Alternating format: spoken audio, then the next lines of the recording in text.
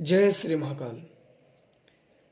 कई लोगों ने पूछा है कि हम कैसे साधना करें, आराधना करें कि हमारे जीवन में भटकाव ना आए और हम अपने पथ पे आगे बढ़ते रहें और उस मार्ग से हम कभी ना भटकें। गुरुजनों की सेवा, महात्मा जनों की सेवा, उनका सदैव आशीर्वाद प्राप्त हो, उनका कभी हमें अभिशाप प्राप्त ना हो। इन सब विषय में आप लोगों को कुछ बातें बता देना चाहता हूँ, जिसके अगर आप दक्षता से पालन करते हैं तो अपने जीवन में अवश्य उसके पात्र बन जाओगे। सबसे बड़ी चीज होती है पात्रता। ध्यानपूर्वक इन बातों को सुनिए और अपने जीवन में या आप में भी ऐसी कमियां हो तो अवश्य दूर करें और सद्मार्ग पे आगे बढ़ें। जो सत्य का मार्ग होता है वो शांति का मार्ग होता है। उसमें आपको एक चीज पहले मिल जाती है, शांति। ऐसा नहीं होता है कि सत्य के मार्ग पे कुछ नहीं मिलता। ये मत समझना कि धन ही मिले तभी सब कुछ है, ये मिले तभी। सबसे पहले जो प्राप्त होता है वो शांति प्राप्त होती है। असत्य के मार्ग में शांति नहीं होती है। सर्वप्रथम साधक जन या जो किसी के गुरु, अपने चयनित गुरु के पास जब वो सीखने जाते हैं तो अपनों को कुछ बातों का ध्यान देना चाहिए कि हम इस गुरु या किसी गुरु के पास सीखने के पहले क्या थे और इसके बाद क्या है। कई लोग अन्य अन्य गुरु बनाते हैं। कोई एक बनाता है, कोई दो बनाता है, कोई चार बनाता है, कोई 10 बनाता है, कोई सभी जगह भटकता ही रहता है। उनमें से आप में से कोई भी हो सकता है। इन सब भटकने का एक ही कारण होता है, उसका लोभ और लालच। सिर्फ और सिर्फ एक ही कारण होता है, क्योंकि ईश्वर का नाम जपने के लिए तो हम किसी से भी तुच्छ से तुच्छ लोगों के पास जाएं तब भी हमें ईश्वर का नाम जपने को प्राप्त हो ही जाता है, कैसे भी व्यक्ति के पास जाएं। और भटकता तब व्यक्ति है जब दूसरे की कमाई हुई चीजों पे वो अपनी नजर डालता है, तब व्यक्ति भटक जाता है। और भटकने का यही पहली सीढ़ी होती है, जब कोई दूसरा व्यक्ति अपने मेहनत से, अपने श्रद्धा से, अपने समर्पण से, गुरुजनों की सेवा से वो प्रसन्न करके जब वो उच्च कोटि की शक्तियों को हासिल करता है और उसमें से आप उसको प्राप्त कर सकते हो, ऐसा नहीं है। पर उसके लिए सबसे पहले आपको सुपात्र बनना चाहिए, उसके पात्रता बननी चाहिए। और ये पात्रता आती कहाँ से है? ये पात्रता आती है आपके सेवा भाव से, आपके सत्य वचन से, आपके समर्पण भाव से। ये पात्रता स्वयं बढ़ती जाती है। और लालच जब आती है कि हमें अगले का मिल जाए, तब वो व्यक्ति के अंदर खोट आ जाता है। याद रखना, खोटी व्यक्ति, जिसके अंदर खोट होता है ना, वो एक नहीं सहस्त्रों झूठ बोलने के लिए वो तत्पर रहता है। वो अपने आप को उच्च साबित करने के लिए, किसी को नीचा दिखाने के लिए हिचकता नहीं है। वो अंजाम की परवाह नहीं करता। जब कहते नहीं कि जब एक पंछी भैरिये के जाल में फंस जाता है तो हाथ पांव मारता है लेकिन वो निकलता नहीं। इसी तरीके से जब कोई व्यक्ति लालच के जाल में फंस जाता है तो वो अपने आप को स्वयं ही ऊंचा दिखाने का प्रयास करता है और उसी में वो कहीं साधक जनों का अपमान कर देता है, कभी सिद्ध जनों का अपमान कर देता है, उनकी अवहेलना कर देता है, उनके कुछ अपमानजनक शब्द बोल देता है जो भविष्य में उसके विनाश का कारण बनते हैं। क्योंकि जब आप छल का सहारा लोगे उसके भी आपको फल मिलेंगे, आप गलत का सहारा लोगे उसका भी फल मिलेंगे। याद रखना, हर चीज के फल मिलते ही मिलते हैं। आप अगर रिस्पॉन्स तुरंत करो, किसी को झूठ बोल दो तो उसका आपको जो भी है वो अगर विश्वास करेगा तो उसका फल मिलेगा। लेकिन बाद में उसी का उसे ज्ञान होगा तो उसका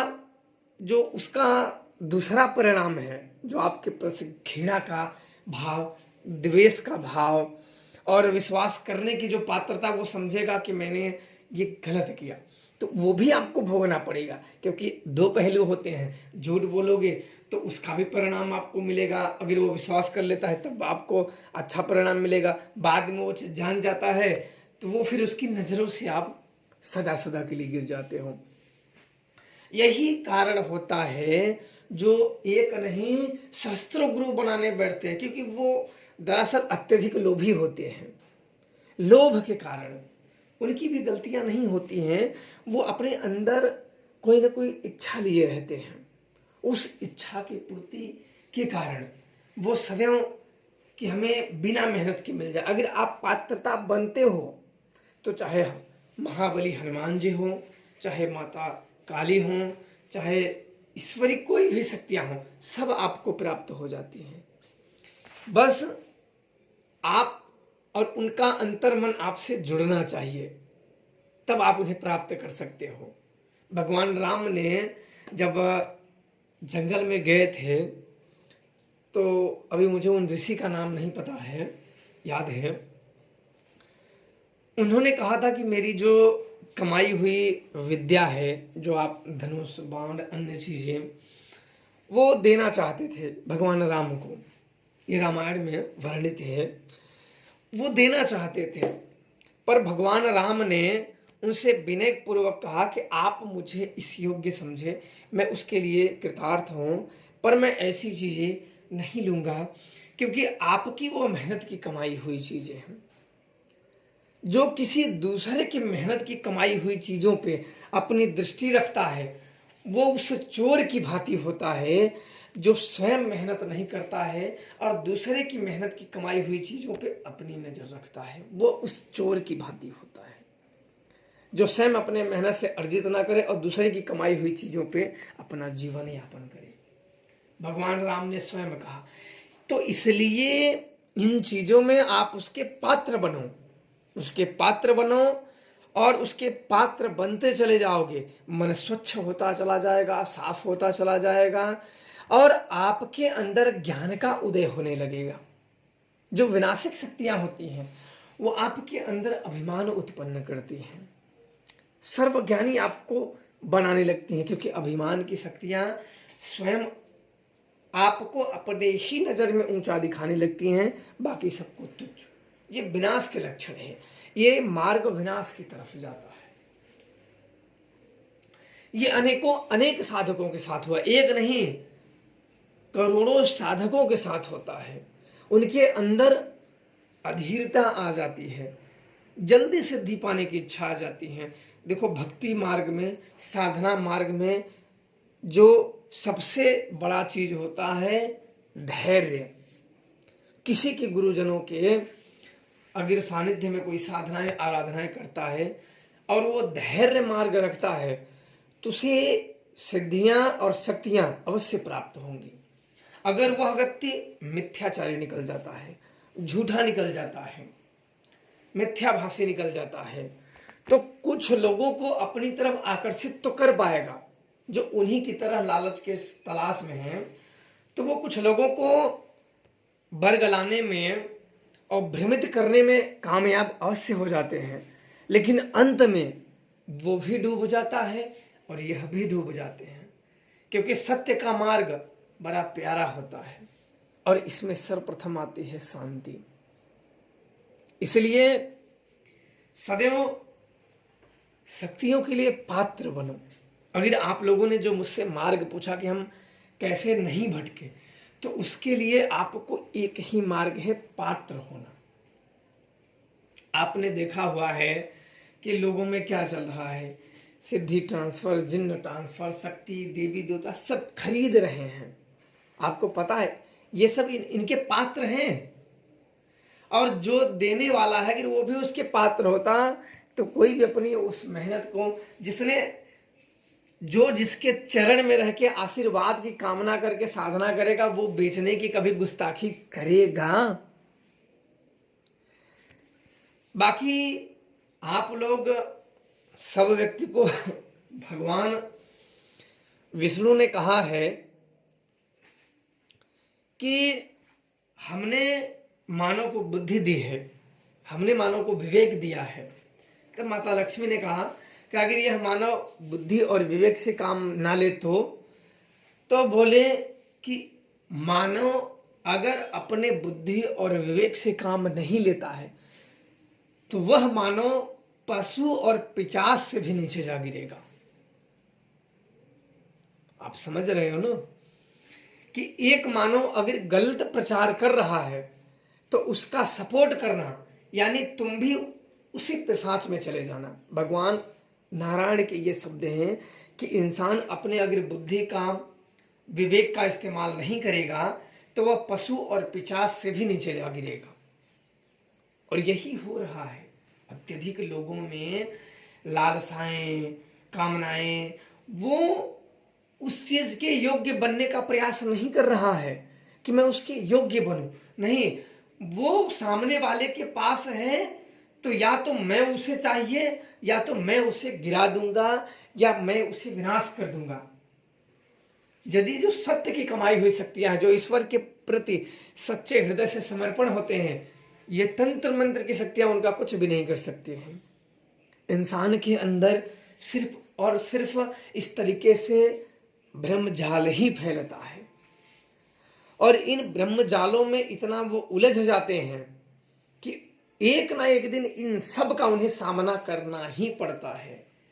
क्योंकि आप खुले आसमानों में छांव में तब तक रह सकते हो जब तक कि सूर्य के समक्ष बादल छाए हुए हैं। बादल हटते ही सूर्य की तेज किरणों का आपको सामना करना होगा।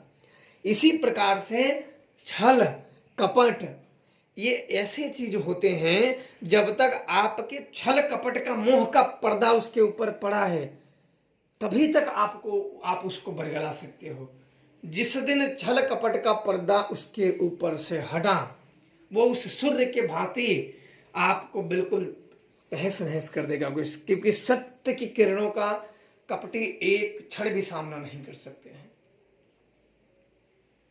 इसलिए सदैव सदैव किसी का भी नहीं, अपने अंतर मन की सुनो और उस सत्य के कि हे प्रभु मैं आपकी शरण में हूं। इंसानों में क्या, वो आपके सब बनेंगे, उसमें आपका भाई भी हो सकता है, पड़ोसी भी हो सकता है, गुरु भी भाई हो सकता है, कुछ भी, वो आपके कपटी तरीके से षड्यंत्र करेंगे और भटका देंगे। तो जो आप लोगों ने मुझसे प्रश्न पूछा, इन सब चीजों पे आप लोग अवश्य विचार करें। और मैं सदैव कहता हूं कि अपने बुद्धि का इस्तेमाल करें। मैं भी यही कहता हूं कि स्वयं आप अपने बुद्धि का स्मरण करें और अपने बुद्धि और क्षमता का विकास करें। हम किसी अन्य के बीच ईश्वर के ही प्रति समर्पित होना चाहिए। तो आप लोग समझ गए होंगे और अवश्य इन बातों पे करें हाँ या ना का आप लोग अवश्य अपने राय दें। जय श्री महाराज।